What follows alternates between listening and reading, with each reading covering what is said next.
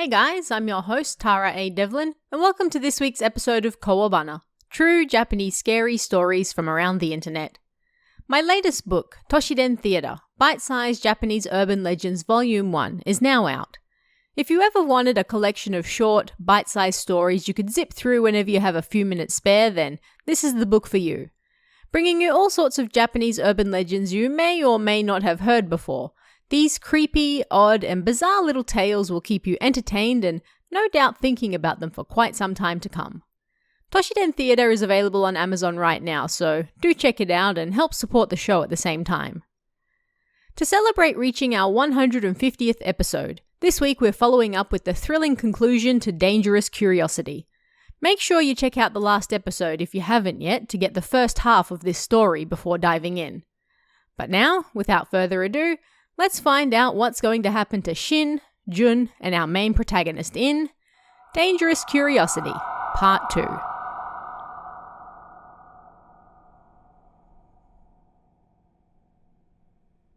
My heart started beating faster than ever before. Having confirmed the door was locked, the woman slowly retracted her arm and continued to stand there a while longer. I remained frozen on the spot. The woman approached the door once more and squatted down. She placed her left ear against the glass. She was listening to what was happening inside. I could see her ear clearly through the glass. I was so scared I thought I might throw up. My heart was ready to burst out of my chest and tear itself in two. She was going to hear it and know I was in there. 2 or 3 minutes later, the woman stood up. And facing the door, she slowly took a step back. Her figure started to fade from the glass and then disappeared. Is she gone? I couldn't let my guard down. Why did she leave? Did she know I was in there? Was she making her way around the house? Supposing she saw me come inside and did all that to confirm I was there, then there was no doubt that she would be somewhere around the outside of the house. I carefully took off my shoes and moved into the living room. I didn't turn any lights on. If I did, she would know I was there. I went straight for the phone, and in the dark, I punched in the numbers for Shin's house by memory. After 3 rings, Shin himself picked up. Shin? You gotta help me. She's here. That middle-aged woman is here. She found me. She knows where I live. I whispered in a panic. Huh? What's wrong? Did something happen? That woman came to my house. Hurry up and do something, I pleaded with him. Calm down. Is there nobody at home with you? No! Hurry up and help me! Okay, well, first, make sure everything is locked. Where's that woman right now? I don't know, but she was just out the front before. Stop panicking. Just go and check the locks, okay? Okay, I'll go and check them now, so hurry up and get over here. I hung up and ran straight for the toilet to check everything was locked. Of course, I didn't use any lights.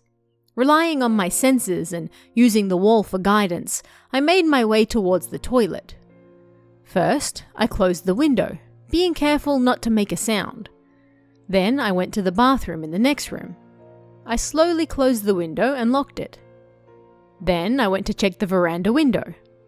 I found my way along the wall and entered the Japanese-style room.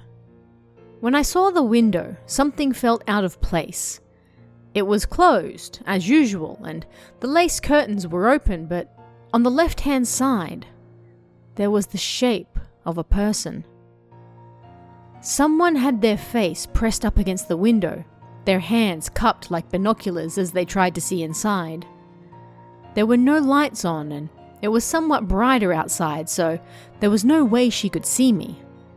The woman was pressed against the window like a lizard. I thought I was going to pass out. Was it animal instinct? Like a herbivore that had spotted a carnivore? I dropped to the ground. My entire body trembled of its own accord. Could she see me? She continued looking inside the room, and then she slowly started to edge her way towards the center. Then I heard an awful sound coming from the window. Kuru kuru kuru. She was scratching it with her right hand, her left hand still by her eyes looking inside. Kuru kuru kuru. The noise continued. I was ready to explode with fear. I didn't know why, but her eccentricities triggered something within me, and I was so scared that I couldn't even scream. Then the woman suddenly turned around and ran off with incredible speed. I saw red flickering lights on the other side of the window. The police are here! A patrol car had been passing by and saw the woman, causing her to flee. I stayed on the ground, shaking. Suddenly the phone rang. My heart stopped. Shin's name was on the display. I rushed to pick it up. "Is everything okay?" he asked. "She was looking inside, but then she ran off." "Is that so? Did your parents come back?" "No, a patrol car was passing by and I think she got scared and ran off." "Really? Oh, that's good. I called them and told them there was a weirdo lurking around out there, but if she knows where you live now, you better tell your parents about it." "I'm gonna tell my parents today. You should as well. It's dangerous now." Yeah. I hung up. 30 minutes later, my mother got home from work. I ran towards the front door, all the lights in the house still turned off, and the moment I saw her face, I started crying in relief. She looked at me blankly, but when I was done crying, I apologized and told her everything, starting with that night and ending with the woman outside the house just before. My father arrived home halfway through and my mother filled him in on the details. After that, he went to the Japanese-style room without saying a word and peered through the window. The glass had been scratched terribly with something sharp. I instinctively knew what it was. It was a nail. But my parents didn't get angry at me. My mother hugged me and my father went to call the police. The police arrived 10 minutes later and my father explained what was going on to them. I sat in the living room with my mother and a short while later, a police officer came in to ask me the details of that night. I told him about Happy and Touch, the photos of the girl nailed to the tree and Jun's name being carved into the hideout, as well as what happened after school and everything connected to that woman, including what happened just prior. Someone who appeared to be a forensic officer also came, and while I was talking, he dusted the window for fingerprints. The one thing the officer wanted to know more about was the photos of the girl. He asked me about her appearance and if I knew her, but I told him I didn't know. He made me draw a map of the mountain and said they would go the next day to investigate. He also said they would increase police presence around the neighborhood that night, and then they left. In the end, they were unable to get any fingerprints from the window though. A short while later, we received phone calls from Shin and Jun's parents. I heard them talking, but it seemed they were more worried about how to explain to the school than what to do about that woman. That night, I slept in my parents' room for the first time in years. I didn't feel even a single shred of embarrassment, but I was so scared of that woman that I still had trouble getting to sleep.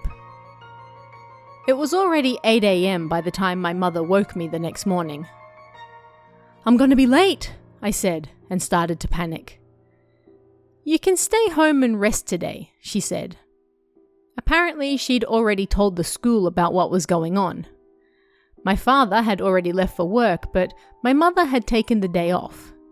I wondered if Shin and Jun were also staying home, but I wasn't brave enough to call and find out. Shin had probably gotten in big trouble with his strict parents, and they were no doubt shocked to hear about Jun's absence from school all this time as well, so I was too scared to call them. I locked myself in my room and prayed for the police to catch that woman quickly. I just wanted to get away from the fear that was constantly pushing down on me. For some reason, my mother never came to talk to me about that woman. I thought she was just being considerate, so I said nothing of it. I ate lunch and then went back to my room when suddenly I heard something outside. Dosit. It's Shin, I thought. There were times when he came to visit me and threw rocks at the window to let me know he was there, rather than using the doorbell. I looked outside. Shin should be standing out there by the telephone pole, I thought, but he was nowhere to be seen. Perhaps he was hiding, but I looked around and couldn't see him anywhere. Then I heard my mother scream from the garden downstairs. I opened the window and looked down. My mother was looking at something on the ground, a hand covering her mouth. "What's wrong?" I called out, not understanding what was going on. She jumped at my voice and looked up, then pointed silently at the wall with a shocked look on her face. I sensed something was wrong and I followed what she was pointing at. There was a purple, jelly-like substance stuck to the wall. That must have been what made the sound earlier. I looked back at my mother and saw the dead body of a bullfrog, its organs hanging out, at her feet. Thoughts of the middle-aged woman immediately flooded my mind. I started looking for her, but I couldn't see anything. My mother then ran back inside and called the police. Her face was pale. I think that was probably the first time she realized how abnormal that woman was. There was no doubt that woman was strange. She was probably out there somewhere, grinning over how shocked we were at seeing the bullfrog she threw. She had to be nearby. I got goosebumps. "The police better get here soon," my heart screamed out. Our home wasn't a home anymore. That woman had turned it into a cage and could see right through it. I constantly felt like we were being watched. A short while later, the patrol car arrived. 2 officers stepped out, different ones from the ones we met the night before. One investigated outside while the other spoke to my mother. "Did you see anything? What was the situation at the time?"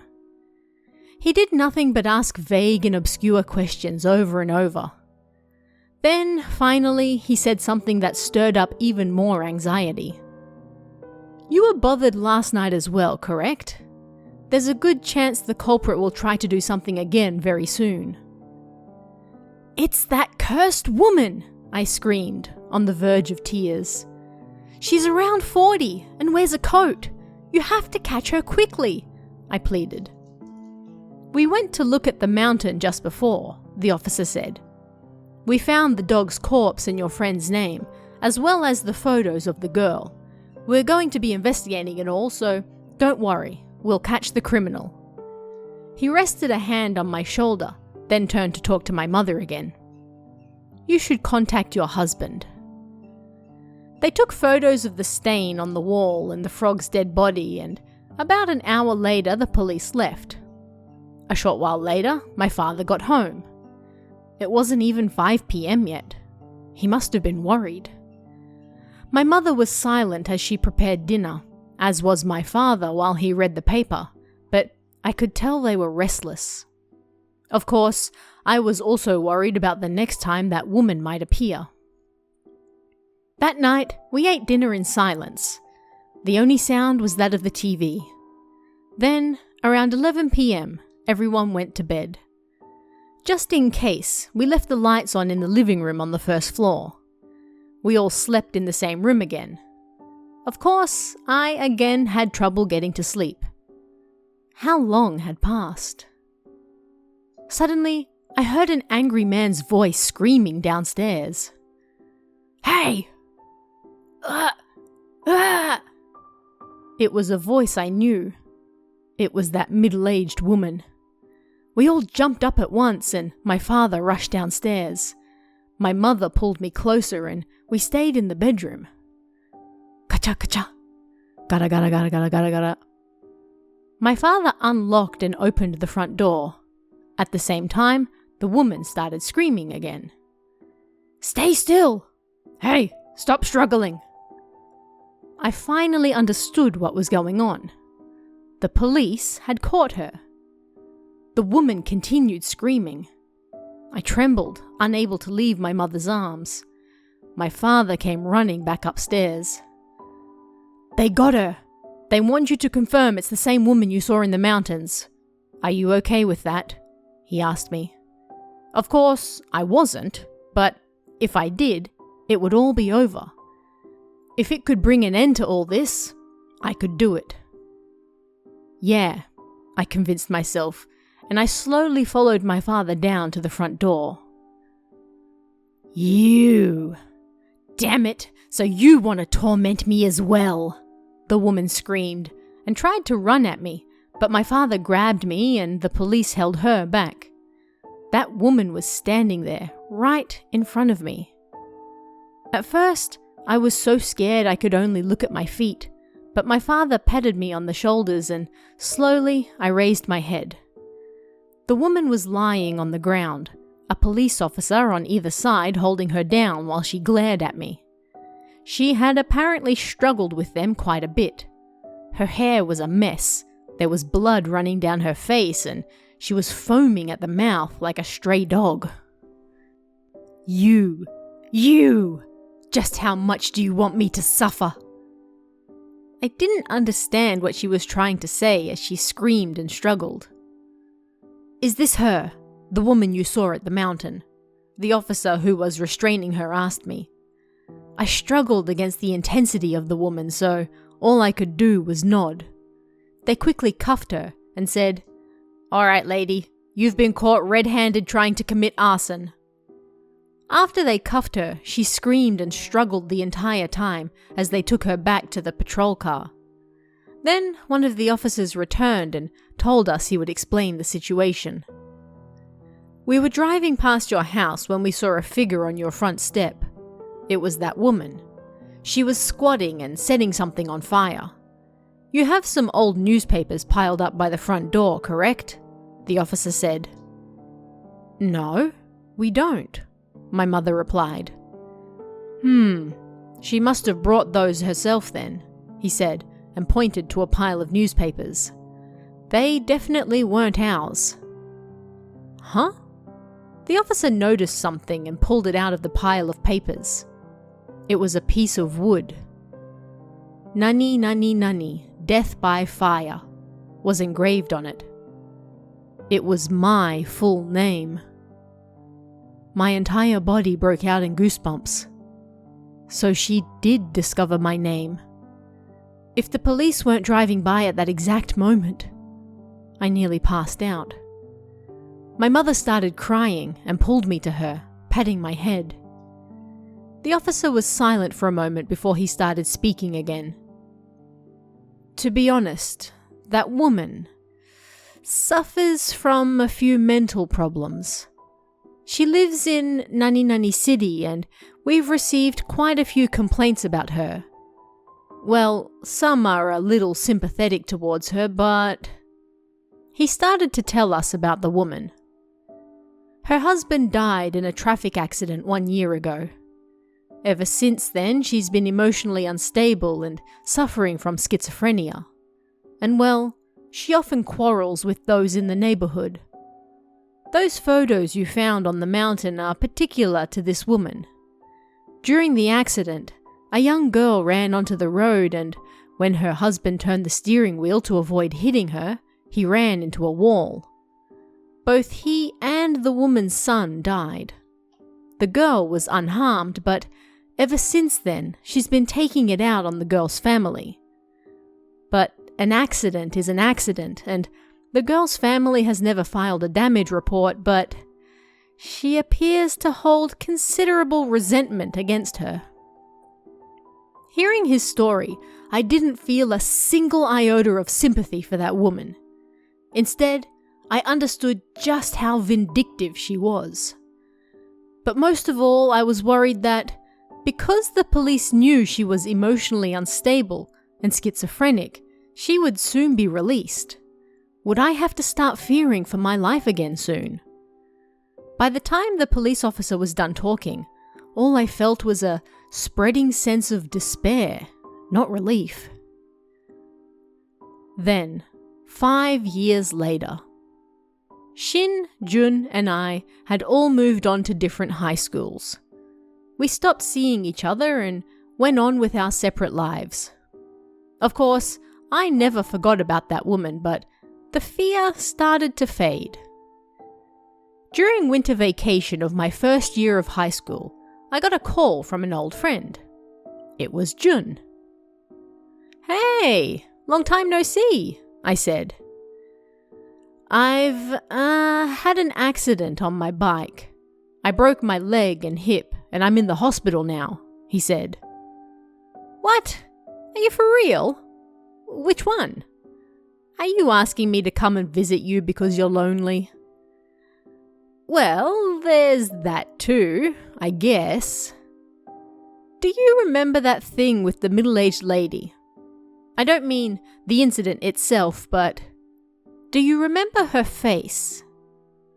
"Why?" I asked. "What's this all of a sudden?"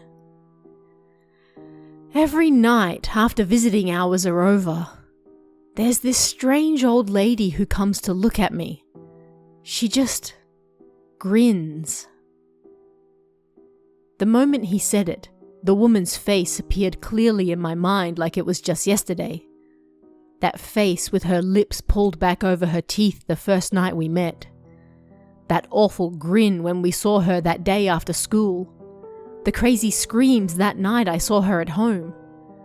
I did my best to forget about her after that, but it was a traumatic event I couldn't erase. "What are you saying?" I said to Jun. "Forget about her. Are you that much of a wimp?" It was more like I was trying to convince myself. "Yeah, I guess. But anyway, why wouldn't you be scared about such a thing?" he said. "You haven't changed at all." I tried to act tough, even though I hadn't changed since that time either. "I'll come and see you soon with a few dirty magazines," I said after Jun told me which hospital he was in, and then I hung up. The moment I put the receiver down, my heart started to pound. That woman. Jun's words weighed on my mind. I sat there for a while thinking. There was no way that woman could be here again now. She'd been caught.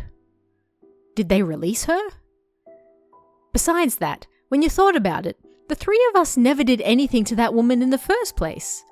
All we did was happen upon her cursed ritual. The price we were paying for that was too high. We stumbled upon her by chance in the mountains one night, then she suddenly attacked us. We hadn't done anything to her, nor had we harmed her in any way. She stole Happy and Touch from us, destroyed our hideout, and most of all, left the three of us living in a constant state of fear. No matter how vindictive that woman was, she had nothing to do with us anymore. Her resentment should have been directed towards the girl in the photo, not us. I did my best to convince myself that. 2 days later, I had the day off work, so I went to the bookstore and bought a couple of magazines for Jun and went to visit him in the hospital. It was the first time seeing him in a while, so I was nervous. And I was nervous about what he said over the phone as well, so my mental state was all over the place. It was a little after lunch by the time I arrived at the hospital. Jun's room was on the 3rd floor. I checked all the name tags looking for his. He was in room 303, a 6-person room. I found him at the end of the room on the left-hand side, looking out the window. "Hey, Jun! Long time no see." "Hey, it really has been." I was relieved to see he looked better than I was expecting. I handed him the dirty magazines, as promised, and he was as happy as a kid with brand new toys. We chatted for a while about pointless things, and it was like we were back in elementary school again. He laughed like an innocent child. Time flew, and before we knew it, visiting hours were nearly over. "All right, well, I better get going then," I said. "Well, about what I said on the phone," Jun said, a serious look on his face. "About that woman?" I asked. "I might just be imagining things, but This old lady always comes right around this time. I don't know if I'm caught up in something or... Like you said, it's just your imagination. Quit being a pussy, I said firmly. Jun seemed to get angry at that. I know. I'm the one who said I might be mistaken after all. Sorry for being scared. The air was heavy. I was about to apologize to Jun when we heard something like the tires of a trolley out in the hall. Gara gara gara. She's here, Jun muttered. I looked towards the door. Gara gara gara. It stopped just before it. Then the door opened. An old lady wearing navy work clothes was there. Oh, what the hell? Don't scare me like that, I said, relieved. It's just the cleaner. She went around cleaning each patient's rubbish and then approached Jun's bed. Look, Jun whispered. I looked directly at the old woman's face. I took a deep breath. She looked just like her. No, she was her. Wasn't she? I watched the woman in shock, and then she turned towards us, lowered her head, and then left the room. What do you think? Was I wrong? I'm just freaking out over nothing, right? Jun asked. Not even close, I said. She's just a cleaner. But she really did look like her. Just an accidental resemblance, perhaps. Well, I gotta get back now. Stop thinking such strange thoughts and get out of here as soon as you can. Yeah, there's no way that woman would be in this hospital. I'm glad you said I was wrong. Come back and visit me again sometime. It's boring here, he said cheerfully. I ran towards the stairs when I left the room. I couldn't get away from that old woman's face. I remembered the middle-aged woman's face so clearly, but her biggest characteristic was her craziness. That old woman I just saw had a calm expression on her face. If they really were the same person, she probably would have screamed and attacked me the moment she saw me. Yeah, it had to be a different person. But suddenly, I was scared to be inside the hospital any longer. I quickly made my way home. Once I got there, I still couldn't get the image out of my mind that the woman might be the cleaning lady. It left me feeling uneasy. It was all I could think about until I fell asleep that night. I was still worried about it the next day, so I finished work early and went to the hospital. It was about 30 minutes away from my workplace by bike. It was after 8 p.m. by the time I got there, after visiting hours. It was clear that the cleaning lady was already finished, so I went in through the after-hours entrance and went to see Jun. I stealthily entered his room and the curtain by his bed was closed. Is he asleep? I thought. I grabbed the curtain and slowly pulled it aside to peek in. Ah! Jun jumped up in bed. Oh, don't scare me like that. He hid something under his pillow. It appeared he was reading the dirty magazines I gave him. I thought you might be bored, so I dropped by. I hit him on the shoulder and didn't say anything about the magazines. Yeah, I'm always bored at this time, he said, shifting awkwardly. You want to go to the lobby and get something to drink? I brought his wheelchair over and helped him into it. The lobby's on the first floor, so we need to be careful the nurses don't see us, he said. We sneakily made our way downstairs like thieves. We were almost busted several times, but we managed to hide and eventually got there safely. In complete contrast to lunchtime, the lobby was pitch black. The only light we could see was that from the vending machine and emergency lights. Sneaking around in the dark like this reminds me of that night, Jun said. Yeah, why did we decide to follow her that time? When I said that, Jun fell silent. I thought about telling Jun why I was there, but I hesitated. Jun was going to be in the hospital for another month or so if I said anything about that cleaning lady, and if it really was her, well, he'd probably break out in mysterious hives again, right? You came here because of that cleaning lady, right? Jun said suddenly. Huh? What?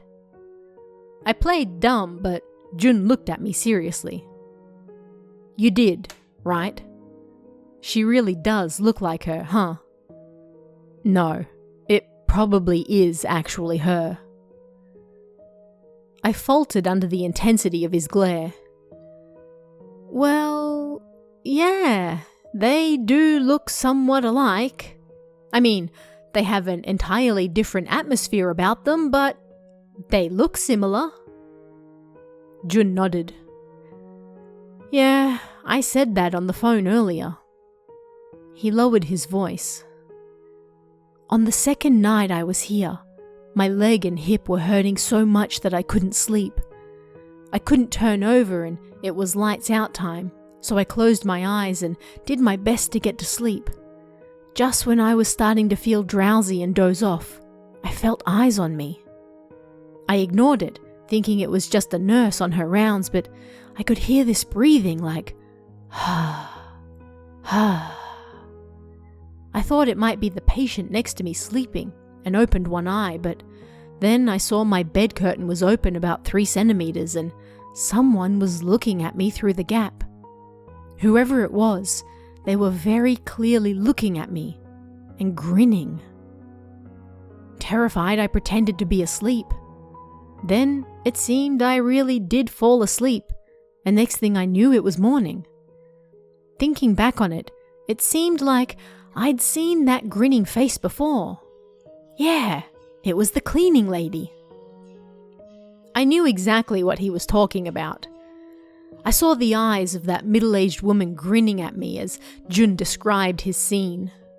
Then he continued.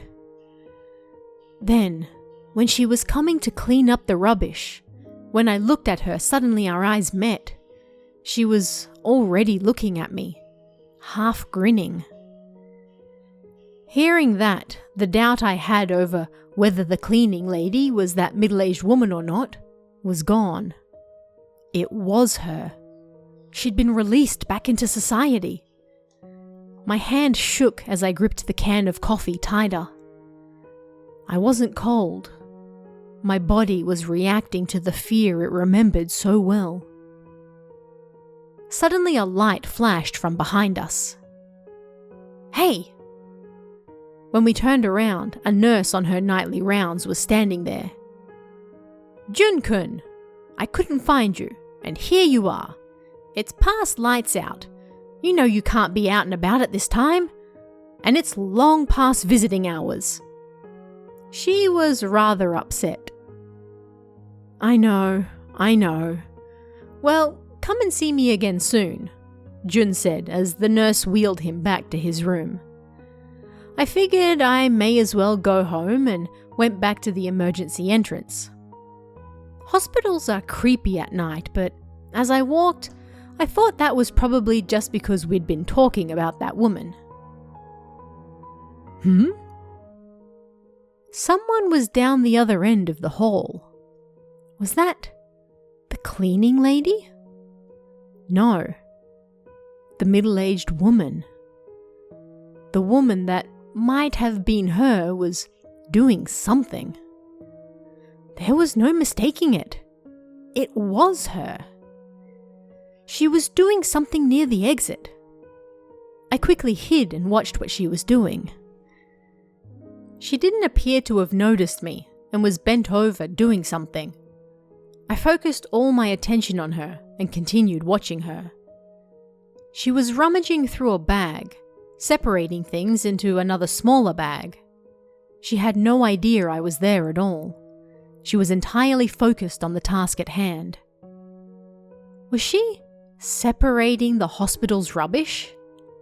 Our town had rules about making sure rubbish and recyclables were separated. Then I heard a voice from behind me. "You're still here? I'm not playing around, you know." It was the nurse from before. I jumped. No, I'm going home now. Thank you."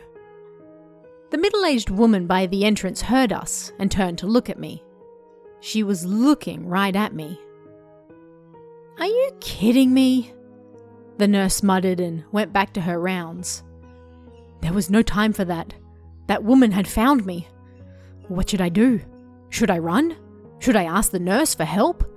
My mind was running 100 miles an hour and my heart was thumping like a jackhammer. While I was unable to take my eyes off her, the woman looked away and started separating the rubbish again, like nothing had happened. Huh? I hesitated. I hadn't expected that. All I could think was that she was going to attack me. She'd keep staring at me, or she'd grin at me. I stood there for a while and watched her, but she kept separating the rubbish in silence and didn't seem to care that I was there at all. Is this all part of her plan? I wondered, but then something else came to mind. The middle-aged woman wasn't the cleaning lady. In the end, she really was someone else who just looked like her. Were Jun and I so on edge that we suspected anything and everything? That middle-aged woman was someone else entirely. The woman silently continued her work while I stood there, alone and thinking. I readied myself and started walking towards the exit. In other words, I started walking towards that woman. As I gradually approached her, she showed no signs of noticing me. But I couldn't take my eyes off her. I soon closed the distance, but nothing happened. She was working hard at separating the rubbish. She had rubber gloves on and was separating the rubbish into burnable, non-burnable, and recyclable bottles. She really is someone else, I thought. Then she turned and looked at me.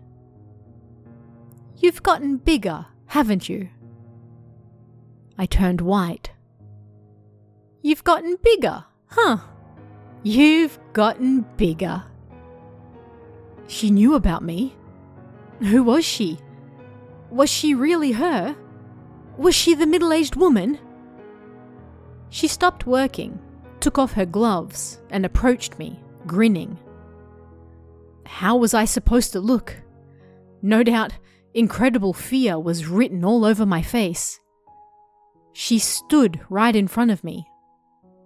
"You've grown up well. How old are you now? In high school?" I didn't know what she was saying. What the hell? Was she making fun of me? Teasing me while I was scared stiff? What the hell? Was she enjoying my reaction? "Your friend has gotten bigger too, hasn't he? Jun-kun. So sad that he broke his bones. You should be careful as well," she said. I didn't know what the hell she was on about.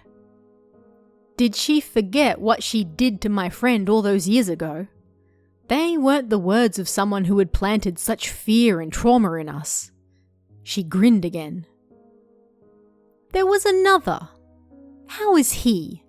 The swarthy boy." Shin! Just who the hell was this woman? She was acting like we were old friends. It wasn't normal. Was she doing it on purpose? Was she acting like this because she had an ulterior motive? I couldn't look away. I paid close attention to her movements. Does she even know what she's saying? "I'm sorry about what happened back then. Can you forgive me?"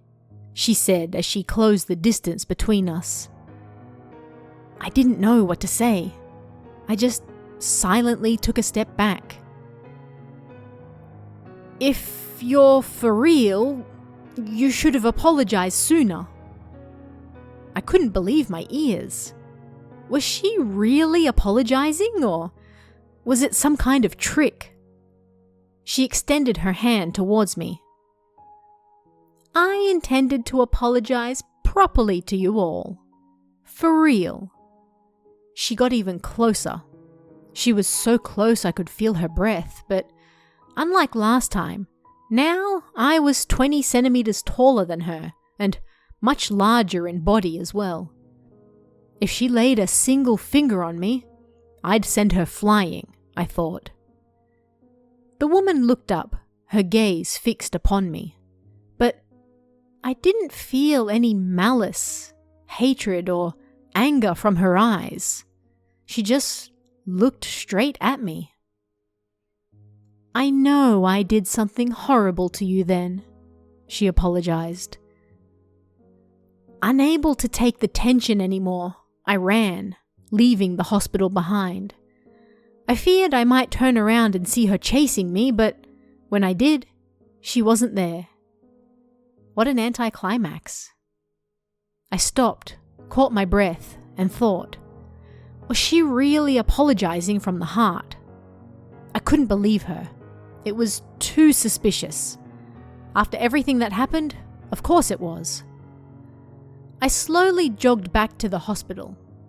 The woman was putting on her gloves and separating the rubbish again. Did she really have a change of heart? Watching her work, I saw nothing of that woman of old. At any rate, it was late, so I went home for the day. After I got home, I got into bed and lay there thinking, could a person really change that much? In the past, she had killed Happy and Touch with that horrible expression on her face like an ogre. She had cornered Shin, Jun, and I till we had nowhere to run, and she'd tried to set fire to my house. Could she really say the word sorry from the bottom of her heart? Maybe that accident had been the start of a change in me. I started to suspect everyone and everything. Was I simply a cold-hearted guy who was unable to believe others? If I believed her apology, would I be able to break the mental curse of that incident? I needed to meet with her one more time and talk. That was it. I decided I would meet with her again, and this time I wouldn't run. Then I fell asleep. I took the next day off from work and went to the hospital. First, I went to visit Jun, and I told him what happened the day before. Then I explained to him that I intended to meet with her again to talk. At first, he complained that she hadn't changed, but I told him, carrying on like this, afraid of her existence, do you really want to carry that trauma around for the rest of your life? Then he said, if you're going to go talk to her, I want to come too. Silence filled the air. We waited for visiting hours to finish, and then we heard the gada gada gada sound of the trolley being pushed outside. She's here, Jun whispered. I looked towards the door, a lump in my throat. Gada gada gada. The trolley stopped, and the door opened. The middle-aged woman entered the room in her work clothes with a nod. We followed her with our eyes. Starting with the closest bed, she worked her way down, cleaning up all the rubbish. Thank you, one of the patients said, and she smiled and nodded.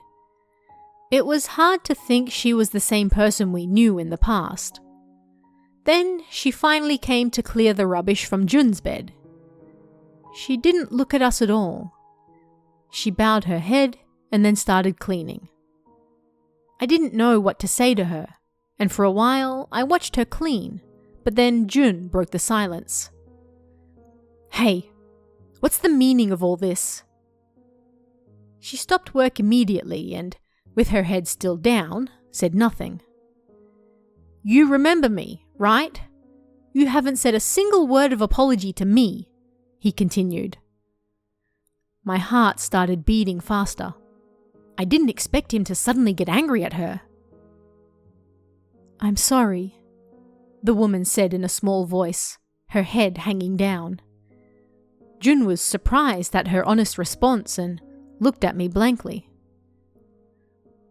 "Ma'am, do you really feel sorry?" I asked. Then she looked up.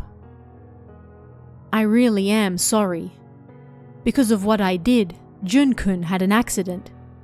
Because of what I did. I'm so sorry." This time we both looked blankly at each other. It seemed we were talking about different things. "No. In the past, you killed those dogs and you came to my house. All of that stuff." "I'm so sorry," she said again. If I hadn't done that, you wouldn't have had... I'm sorry. I'm so sorry." She was about to burst into tears. The other patients in the room all turned to look at us. "I'm sorry. I'm so sorry. I'm sorry," she said again once silence returned to the room. Her voice echoed off the walls. "That's enough," Jun said, embarrassed. "It's not your fault I had an accident," he spat out. The woman puttered around his bed, cleaning with her head down, and as she left the room, she muttered one more time, "I'm sorry." The other patients witnessed the entire spectacle, so after she left, the room was filled with a strange atmosphere. What the hell was that old lady's problem? It was just a regular old accident. What about that did she misunderstand? Jun said, fixing up his pillow. Having heard her speak and watched her actions, I could immediately tell there was something strange about that woman. She probably really was apologizing from the bottom of her heart, but she was apologizing for the cursed ritual she performed. She actually believed curses were real. Back then, I was so scared of her, and it still freaks me out when I think about it now, but after talking to her, turns out she's just a crazy old lady who believes in the supernatural, Jun said, relieved as though he'd finally been exorcised of all his demons. Yeah, plus we're a lot bigger than her now, I joked, trying to match his mood. Anyway, that's all settled now, so I best get home. Okay, come see me again next time you're free. We said our goodbyes and I made my way home. On the way, I remembered Shin. I needed to tell him what happened. Once he heard that, he'd likely forget about the trauma we experienced as well. As soon as I got home, I called one of the guys from Shin's soccer club and got his number, then gave him a call. Hey, long time no see. His voice made me nostalgic. We chatted about inconsequential stuff for a while, and then I told him about Jun's accident and hospitalization, and about the middle-aged woman working as the cleaner, and how she was an entirely different woman to the past now. Shin was especially surprised that she apologized to us. We should celebrate Jun's recovery once he gets out of the hospital, Shin said at the end. I was in full agreement and told Shin I'd contact him again once Jun got out. The next day I went to visit Jun in the hospital. Shin said he'd come back here once you got out of the hospital so we can all go celebrate, I told him. He was most happy to hear that. For the next week, I didn't see him. Not for any particular reason, but the new school term had started, and it was difficult to find the time to go. Plus, that woman seemed to have reformed her ways, so I wasn't as worried as before. If anything happened, I figured Jun would call me. Then one day, he did. I'm getting out next week, he said. That's great. I congratulated him and asked him about the middle-aged woman. She's just been cleaning. That's all. A week later, he got out. I went to visit Jun's house on my way home from school. I rang the doorbell and Jun greeted me on crutches. "Hey, come in." His leg was in a cast, but he otherwise seemed fine. We went to his room to chat for a while, then, as evening fell, I went home, had dinner, and then I called Shin. "Jun's out of the hospital." "For real? Alright, well, we gotta celebrate." "I'd like to head over there right away, but I've been real busy with the soccer club lately, so it probably won't be until the end of the month." Then, the Saturday at the end of the month came. Shin, Jun, and I were all together for the first time since elementary school. We met at the McDonald's in front of the station. It had been a while since I last saw Shin, and even though it was winter, he was still tanned and dark-skinned. But anyway, we sat around and talked until night fell, about high school, about love, about the past. Of course, we spoke about that woman as well. The thing the three of us feared most of all at that time was now just an old lady cleaning garbage. Both Jun and I told Shin about what happened at the hospital in detail. "Yeah, well, unlike last time, if she attacked now, we'd be able to send her flying anyway," Shin laughed. That old woman was now just a figure of our past, a fairy tale, and the trauma was gone. That night we went to sing karaoke, and because it had been so long since the three of us were all together, we ordered some sake to celebrate. And when I say sake, it was really just chuhai, shochu with tonic water. We got fairly drunk, and after drinking 4 or 5 bottles each, we were pretty tipsy. We sang songs loudly and were in a great mood. But 2 hours later, we were a little sick of singing, and then Shin suggested something else. "Alright, let's go visit the hideout right now. We never did hold a memorial service for Happy and Touch." The air around me seemed to freeze for a moment. Neither Jun nor I said anything. He didn't really want us to go back there, did he? I was not expecting him to say that. "You guys haven't changed at all. Still wimps, huh?" Ha ha! He poked fun at us, but Jun, who was drunk, fell for it, hook, line and sinker. "Huh? Who's a wimp? You wanna go?" Even though I was drunk, I could see what was about to happen. Hey, quit it! Look, Jun, you're not even free of your crutches yet." "Oh yeah, you've still got crutches, so you can't run away, ha ha ha," Shin said without a moment's delay. That made things worse, and Jun was getting more and more pissed off. "Shut up! If you want to go, why don't you go? You're the one who's just gonna get scared and freak out halfway there anyway." They were fighting just like kids, but in the end, it was decided we'd go pray for Happy and Touch's happiness in the next world. Both Shin and Jun were so drunk that even if they wanted to withdraw, I don't think they could. As for me, I figured we needed to hold a service for the dogs at some point anyway, so it was as good an opportunity as any. It would be less scary with the three of us. We left karaoke and stopped by the convenience store to pick up some of the dogs' favourite umaibo snacks and some cola. We took a taxi back to my house where I picked up some torches, and then we made our way back to the mountain behind our old elementary school. The taxi driver looked at us suspiciously, but he dropped us off at the foot of the mountain.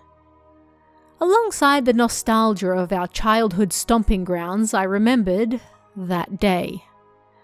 I never thought we'd be going up there again so late at night. Completely ignorant of my emotions, Jun yelled out, "All right, let's go." Thrusting his crutch into the ground, he roughly pushed ahead of me. Shin followed behind him, grinning and shining the torch. "Jun, watch your feet!" I yelled and followed Shin. I was surprised by how much the mountain had changed. It wasn't that the scenery had changed, but more that I'd gotten bigger, and so it looked different. On the way up, Shin started teasing Jun. "What are you gonna do if we run into that woman?" "I'm gonna run and leave you behind, haha." Unexpectedly, our progress up the mountain went smoothly, and 30 minutes later we reached that place. That place, where we ran into that woman for the first time. We shone the light around and then located the tree. The tree the woman was performing the cursed ritual on that day. We got close and shone the light on it. Nothing was there. It was just a regular tree. But the marks from the nails remained. It was full of holes. The police must have pulled them out. The three of us stood there for a while and looked at it. "Happy died somewhere around here, didn't he?" Shin said, shining the light on the ground. Of course, Happy's dead body was no longer there, but I remembered the place clearly. I put down the umaibo and cola. The three of us put our hands together in prayer and then went to find Touch. We went towards the secret hideout. A lot of stuff's happened over the years, but being back here makes me feel kinda nostalgic, Jun said as we walked. "Yeah, if we hadn't come to stay here that night, none of that bad stuff would have happened, huh?" "For sure. If we hadn't run into that woman up here, it would have remained our sacred place." "It was somewhere around here." Shin stopped. The remains of the hideout. There was nothing left of it, not even a single plank of wood. Jun squatted down and put the umaibo and cola down and then put his hands together in prayer. We did the same. "If Happy and Touch hadn't have been here," Shin said after a moment's silence, "then we wouldn't be here right now." "Yeah," Jun said. "That's right. And now that that woman has reformed, I feel like we've finally broken free of that nightmare." The silence continued for a while longer. Then Shin suddenly started looking around and shone the light on the pond and its surroundings. "This used to be our secret place, but a lot of people have been here since then." The ground was covered in rubbish from empty snack packets and drink cans. "For real, there wasn't any rubbish when we used to come here," I said. "I wonder if the current elementary school kids know about this place." "We always took our rubbish home with us," Jun said. "Ugh, what the hell is that?" Shin screamed. We jumped at the sound of his voice and looked at what he was shining the light on. One particular tree was covered in rubbish. Looking closer, we could see there were countless bags of chips, empty cans, and magazines nailed to it. "What the hell?" He shone the light on it as we got closer. Jun and I followed close behind. "Is someone joking around?" I looked at all the rubbish that had been fixed to the tree. "Ah! This...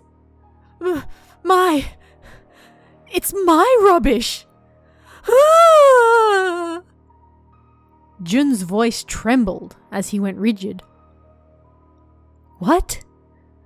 "Ah! From the hospital! My rubbish! Ah!" He screamed, stepping back from the tree. "Hey, Jun, get it together! There's no way that could be true!" Shin yelled, pulling the rubbish off the tree. "Ah! Ah!" Jun screamed in a weird voice, falling on his backside. Shin and I looked at him, and then the next moment, Shin screamed and threw the bag he was holding away. "Huh?" When I looked at it, I saw something written in black marker. I curse you to die, Jun. No way, I thought, and I looked at the other side of the bags as I tore them off the tree. I curse you to die, Jun. I curse you to die, Jun. I curse you to die, Jun. I curse you to die, Jun. It was written on all of them. Jun froze on the ground, his mouth opening and closing like a fish. Shin picked up the rubbish that was lying on the ground and showed it to me. Hey, look! I curse you to die, Jun. It was written on the rubbish on the ground too. Then I realized that woman hadn't reformed at all. She was after us the whole time. When I saw her at the hospital that time separating the rubbish, she was only separating Jun's. Her apologies to us were nothing but lies. I was overcome with chills and a feeling that we couldn't be there any longer. Hey, get it together. Let's go, I said to Jun. But he was broken. My rubbish. My rubbish. Shin and I carried him back down the mountain. 8 years have passed since then. Of course, I haven't gone back to the mountain and I haven't seen that middle-aged woman again. Does she still hold a grudge against us? Is she watching us from somewhere? The three of us are alive, but even now, Jun is still unable to walk. A huge thank you and shout out to this week's Kami tier members, Christina, Giovanni, and S-. It's thanks to your support, along with everyone else, that I'm able to keep doing this show, so thank you very much. Don't forget to check out Toshiden Theatre, Bite-Sized Japanese Urban Legends Volume 1, out on Amazon right now. And check out our newly revamped merchandise store at kowabana.store. And if you'd like to chat about this week's stories, come and join us in the Kowabana Discord. You can find that link in the description or on kowabana.net. You can also check out our Patreon at patreon.com/TaraADevlin for exclusive bonus stories and extras, or our YouTube channel at youtube.com/KowabanaJapan for all sorts of Japanese horror you won't find anywhere else. Thanks guys, stay safe, and I'll see you again next time for even more Kowabana, true Japanese scary stories from around the internet. Want even more scary stories? Head over to kowabana.net for new translations every week. You can also join our Patreon for exclusive stories you won't find anywhere else. Head over to kowabana.net now.